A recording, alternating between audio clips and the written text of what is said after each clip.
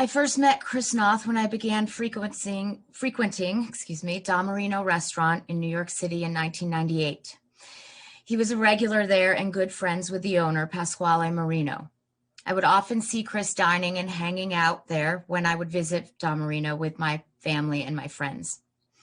Eventually, Chris and I started conversing and we became acquaintances. We would talk mostly about music and show business in the neighborhood. Then on a Saturday night in early 2002, we were all hanging out at Don Marino.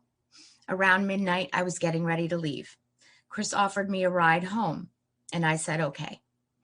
When we arrived at my apartment, he asked if he could come up.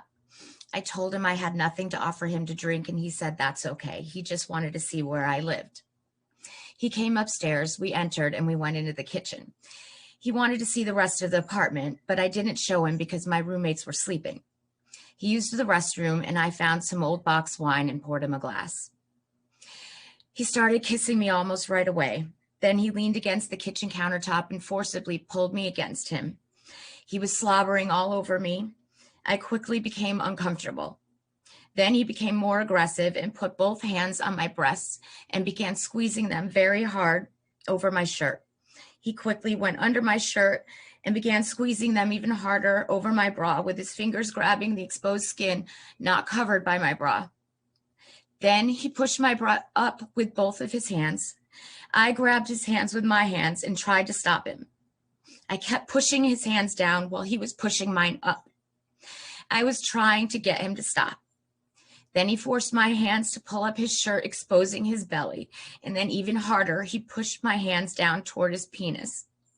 I finally managed to push him away and get out of his grasp and yelled, "No, I don't want this."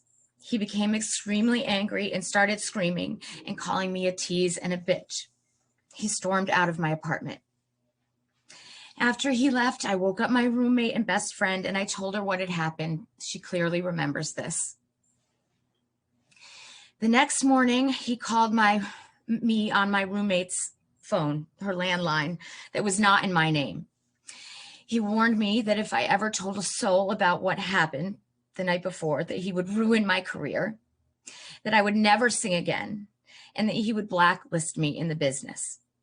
He hung up on me, and I immediately called my mother and father crying. I was afraid to come forward because Mr. Noth's power and his threats to ruin my career.